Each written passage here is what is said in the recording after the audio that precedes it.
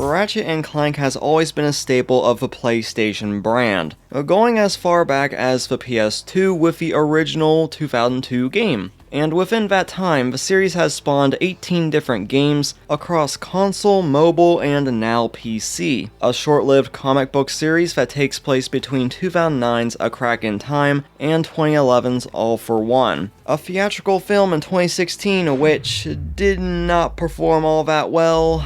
I mean, I personally thought the movie was okay, despite some of the issues people have with it, but it also killed the chances of the Sly Cooper and the original Jak and Daxter films from happening. So yeah, not the easiest pill to swallow. Thankfully though, a new Jak and Daxter movie is actually happening. I'm just worried it's going to be live action and not animated, if you know what I mean. Anyway, that's not the focus of this quick little video, as I want to talk about a hypothetical Ratchet & Clank TV show, why it needs to happen, and how it could work. But before I get into these questions, I want to quickly bring up something not a lot of people are aware of. So let's rewind to February 2021, 3 to 4 months before Rift Apart was scheduled to launch. A Canadian subscription video-on-demand service known as Crave randomly dropped from the clear blue sky a Ratchet & Clank short film titled Life of Pi. With no advertising from Sony, not from Insomniac, nobody but Mainframe, the animation studio behind the short, who's actually responsible for the movie under their original name, Rainmaker Studios. Still, looking back on the short, and despite its own problems compared to the movie, I legit enjoyed this far more than the movie. The jokes were a lot more impactful, and the fan service was through the roof. Nefarious. No! Oh, Janice. Oh, Les! At the time this short released, you have no idea how much I missed this part of his character. Also, where's Lawrence? I hope he's alright. And yeah, the plot's goofier than your typical Ratchet & Clank story, but it's still plenty good regardless. This would also be Jim Ward's final time he would voice Captain Quark before retiring due to health issues, with Scott White, voice of Crash Bandicoot in Crash 4, taking his place in Rift Apart despite only appearing at the very start and the very end of the game. Getting back to the short film though, Mainframe did say that if everyone loved it, simply ask Sony, cause they would love to do more Ratchet & Clank. 3 years later and nothing happened. Now, I understand that it takes time for things to be made and all that stuff, but we thought the same thing for the Sly Cooper TV show, and we're still waiting 7 years later. Though I think it's more of a matter of Sony wanting to do things themselves under the PlayStation Productions banner with Uncharted and Gran Turismo, rather than outsourcing their projects to other studios under the PlayStation Originals banner, which Life of Pi happens to fall under.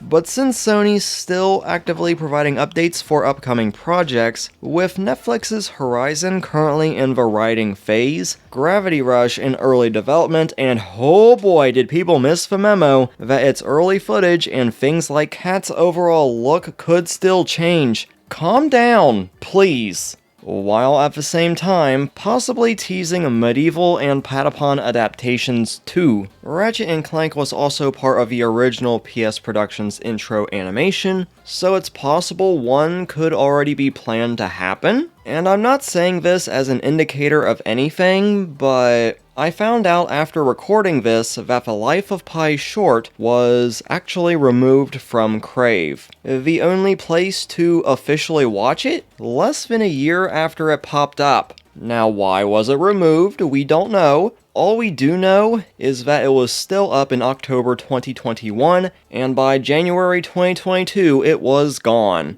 Just mere months before PlayStation Productions' first project, the Uncharted movie, made its debut. It's possible it could have been removed due to PlayStation Productions having been formed in 2019, which just so happened to be the year the short was made, thus retiring the PlayStation Originals label, and Sony possibly wanted to prevent confusion between the two, seeing as the duo does appear in the aforementioned intro animation for PlayStation productions. Or, and with that intro animation in mind, it was taken down because Sony does actually have a show in development, but in either instance, it's a pretty dumb reason for it to be taken down, especially since the movie can still be found pretty much anywhere. Then again, maybe the choice was on Crave's part and Sony simply had nothing to do with it. I don't know, I don't have all the details, but I just wanted to bring this up. So let's pretend that Sony did decide to do their own in-house Ratchet & Clank project and have it be even more faithful to the games. How could it work, and more importantly, why would they do it? Let's start with the how before discussing the why. The way I see it, the show could go in one of two directions. The first route is to make it non-canon to the games. This is the simpler and possibly best option, cause it allows for more freedom in what stories can be told, and scenarios that would otherwise not make it into the games. Maybe even revisit some old stories, but done in such a way as to not need to fully reintroduce the character's origins. Rift Apart did do it with the parade at the start of the game, but otherwise, it stood on its own with no knowledge of the previous games required to understand it. They certainly provide extra context, but you don't have to play them. The second route is the more complicated option, and that's to make it canon to the rest of the series. This one presents an array of issues, one of them being is where to actually place it in the timeline where it makes sense. Sure, it could simply take place between Rift Apart and the next game, serving as kind of a bridge between both. Now, given the way PlayStation's bridged multiple game stories in the past, looking at the Sly Cooper comics between Sly 1 and 2 for issue 1, and Sly 2 and 3 for issue 2, the previously mentioned RNC comics,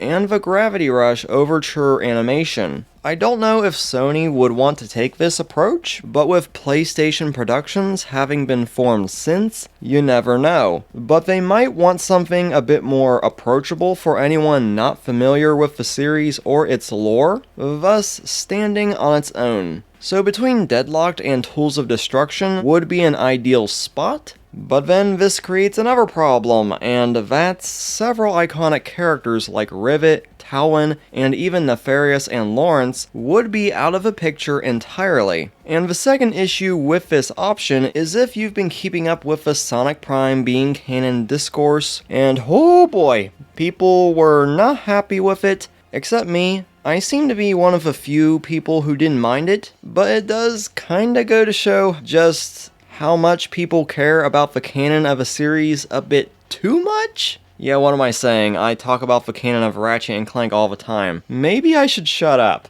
But you're going to have people pointing out that certain characters' personalities or behavior are simply out of whack compared to everything else in the series up to this point, so therefore it can't possibly be canon in any way, shape, or form. It happened with the Ratchet & Clank movie, the PS4 remake, and the Life of Pi short. So if it was to be made canon, some very extra care would need to be taken, and I would imagine Insomniac might have some sort of oversight just to be safe. Now on to the why Sony would even be interested in doing an animated series for Ratchet & Clank in the future. Well, as I explained in the previous video, the Insomniac Games hack that contained literally everything about the studio happened. From game builds to future projects and even employee info, unfortunately got posted publicly due to Sony not paying to get the information back.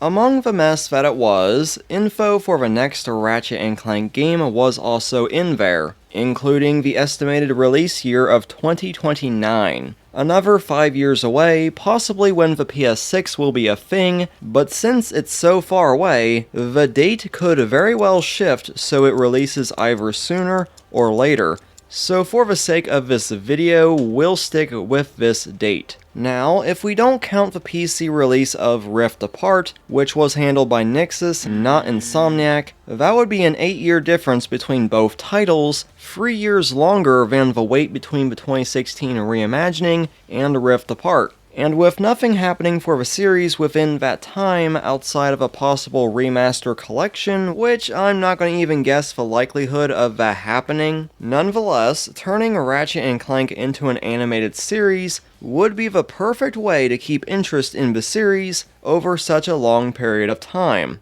And it's not like the previous two games sold poorly because of the gaps, as the 2016 game sold close to 7 million copies, and Rift Apart selling closer to 4 million. But it wouldn't exclusively be about keeping interest in the series, it's also about boosting the overall presence of the duo beyond just games, which in turn gets more people excited for when the next game happens. It's worked for Sonic, it'll most likely work for Horizon 2, so why not Ratchet?